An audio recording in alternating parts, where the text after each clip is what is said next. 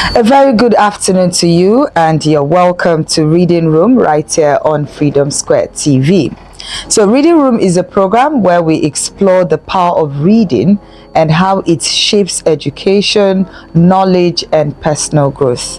My name is Lillian Ezinwa, and I'm super excited to be here today. I'm excited because of our topic. I'm excited because when you talk about reading, always happy because reading is something that I love so much, and that's why today is very important for me. Today we'll be discussing a very inspiring topic. We'll be looking at how reading has influenced a lot of people, and most importantly our guest for today, and how reading has influenced her in becoming a graduate. So if you're listening and you're a graduate or you are an undergraduate, I would advise that you listen attentively to this program, and of course watch this program. You can watch it anytime on YouTube at Freedom Square TV, So if you're listening or you're watching us, I need you to come on board because our discussion today promises to be interesting. You know that education is more than attending lectures and writing examinations. At the heart of every successful academic journey lies one powerful habit. And what is that habit? Reading. R-E-A-D-I-N-G. Reading.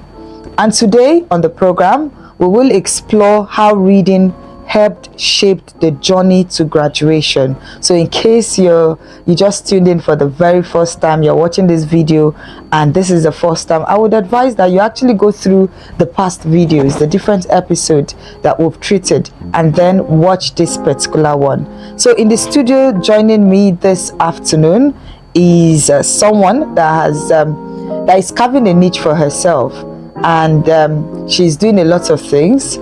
She also does radio and TV program, and she'll tell us her story basically. So we have Miss Nwatu Precious Chidindu. She's also known as Dramado. Dramado, good afternoon. Good afternoon. Thanks for having me. I'm so happy to. Thank you. How are you doing? I'm good. I'm doing good. Okay, that's wonderful. So for many students, reading is simply seen as preparation for tests or assignment. But for successful graduates, reading becomes a lifestyle. So reading actually helps students understand their subjects deeply, develop critical thinking skills, improve vocabulary and communication, explore ideas beyond the classroom. So that's what reading does. But how exactly does reading shape a student's academic journey? These are the questions that we'll be answering today, and that's why we have this special guest joining us on the show this afternoon. So, Dramado, as a graduate, let me start with, how did reading influence your academic journey? Okay. Reading doesn't end in passing an exam. Actually, for me, it doesn't mean like if you read, you'll pass your exams or something like that. But it's beyond passing, writing exams, because people think that doing exams, you read just for that exam. After the exams, you drop your book, but it's not that. For you to get that understanding, for you to get that mindset and the knowledge, you need to keep reading, even without exams. Or because I have a friend that during exam period, she only reads during exam, and she doesn't read to understand. She reads to climb it. So after the exams, and sometimes when she's done cramming the thing during exam period, it fails her. So I would tell her, it's not about reading to cram, you read it to understand, you read it to have the knowledge. Tomorrow, if they ask you that same question, you'll be able to answer. So it's beyond the question and answer stuff. So that's for me, because during my own exam, I read before the exams, like maybe it's a month before the exam. That's when I start reading for my own exam. So during my text or during the exam period, I'll be able to read. So tomorrow, if you ask me that same question, I'll be able to answer and not start thinking or scratching my head. So that's it. Okay, so from what you've said, basically, what it means is that reading has actually played a very important role in your studies. Exactly. And it's something that every student who is watching should actually take note of, right? Exactly. So And you also said something that beyond lectures for you, Yeah. reading allows you understand the topic, Yeah. so that even after the exam, Exams. you can, and somebody questions you, you can Yes, say, yes. oh, this is it, because you did not actually read for the exam. And that will bring me to my next questions. Okay, we know that many students, if we do a census now, we'll go out to universities, Yeah. and we ask the students now, what are you reading for? You understand? Do you read only your lecture note? You know the answer. Yes. So we know that many students actually depend only on lecture notes. Would you say that reading beyond lecture notes is necessary? Yes, it's very very necessary, because you need to read journals, newspaper, even novels as well. So it's beyond the lecture notes, and it doesn't mean like because you are going to school you must read your lecture notes. Is a must. No, I don't say you should not read your lecture notes. You can also read beyond it. You can also read other things that will increase or improve your vocabulary.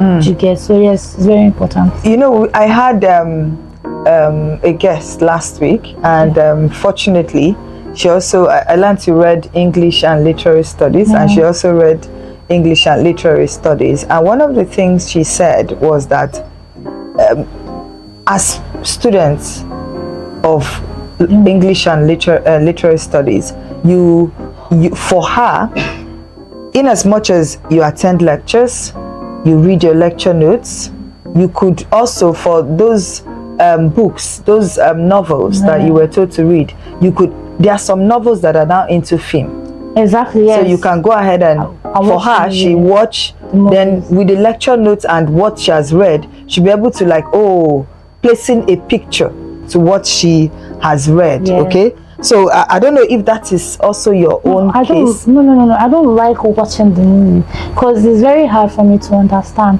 So I prefer reading it. Like I read it a couple of times. I don't read it once. I can read a particular novel and still repeat it again and again for me to be able to understand it well. So I don't watch the movie. Some people do like watching it, but I don't like watching movies. Like the movie of that particular novels. I don't do that.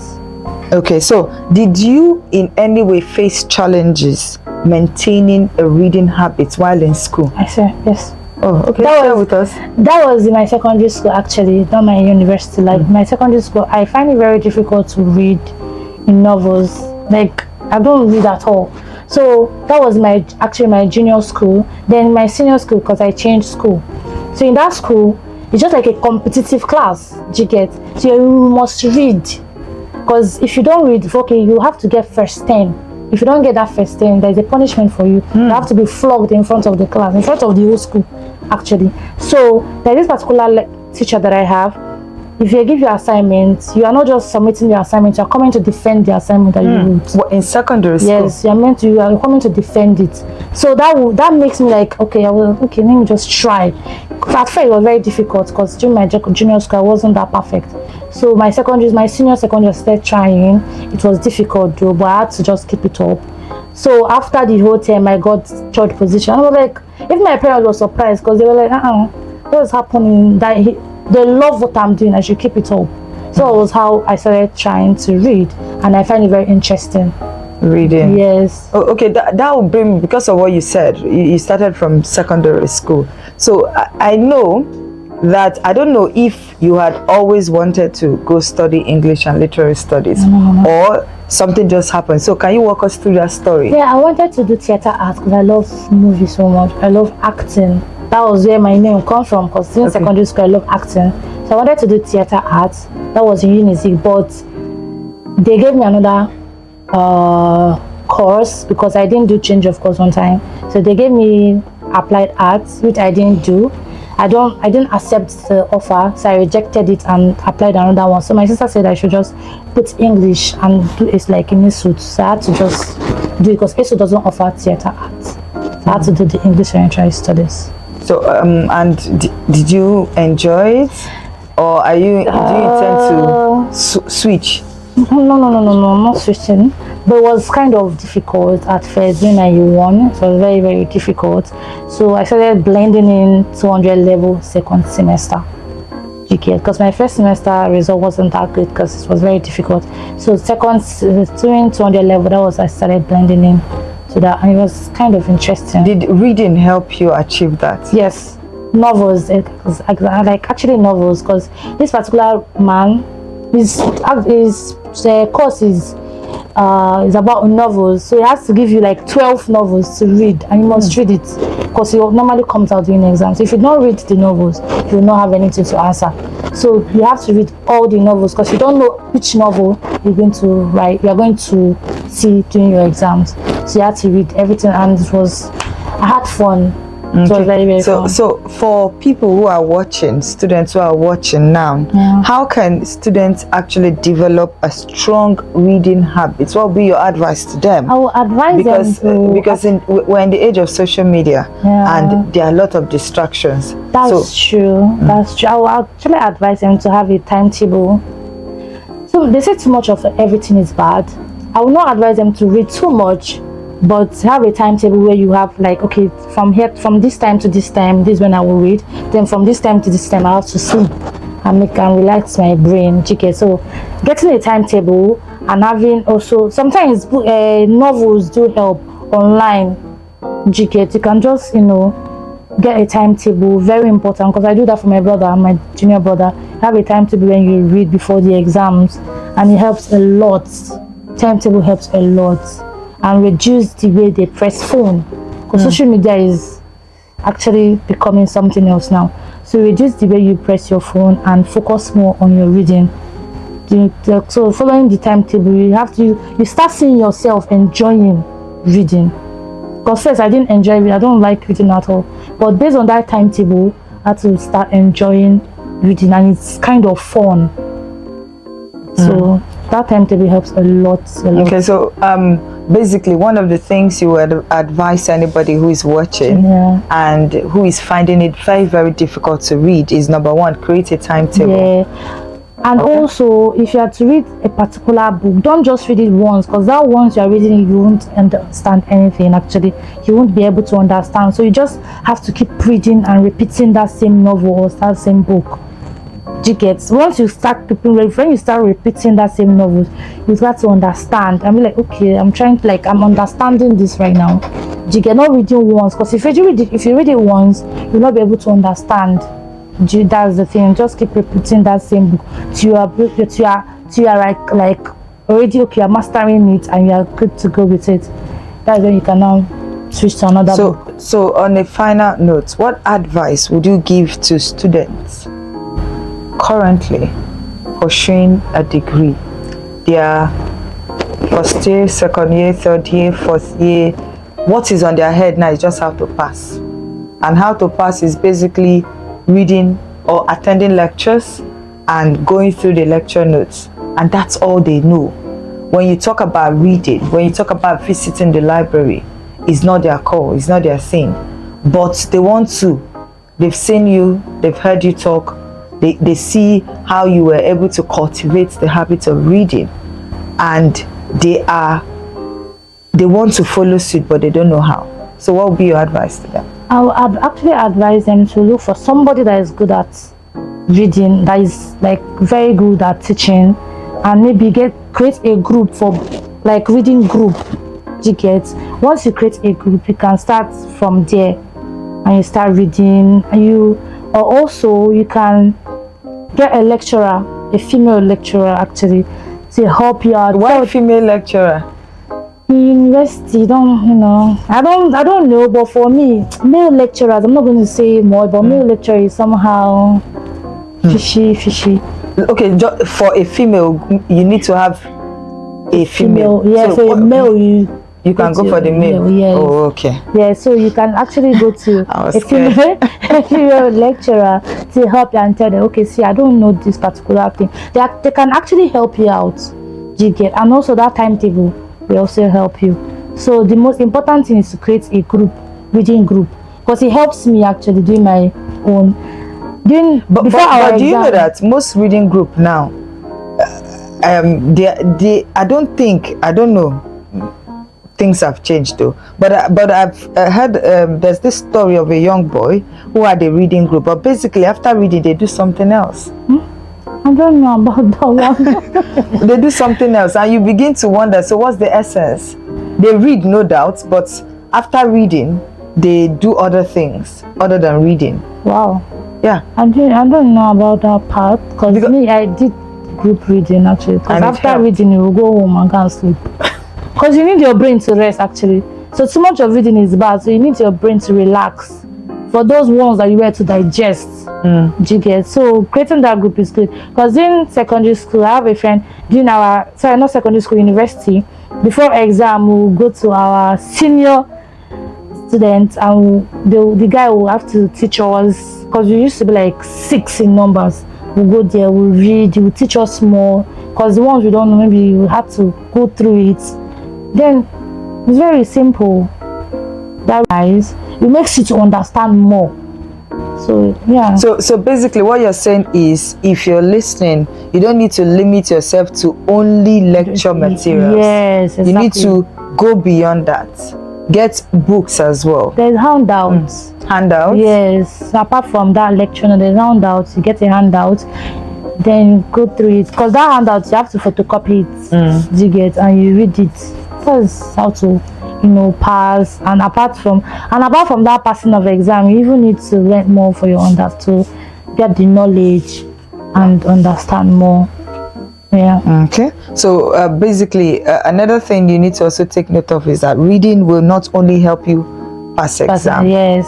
It will also help your vocabulary, and you'll be able to, when you even speak in public, people, there's a difference between you. Yes. There's a difference between someone who read to pass than somebody who read to understand. Yeah. Okay. So if you're listening or you're watching us live on Freedom Square TV, just know that our guest today has said a lot of things. One of the things she has said, create a timetable.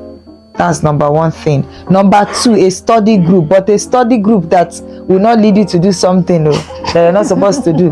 Because there's a story of a guy who, when he was in first year, he had a reading group, and after reading, they share meat, right? They give all of them meat and they eat. He doesn't know what he's eating now. Then I think after 4 months, they told him it was his turn, and he was like, his turn for what? To bring meat. What was the meat? His mother. What? So, yeah, so it happens, and it's just in first year. Imagine. Wow.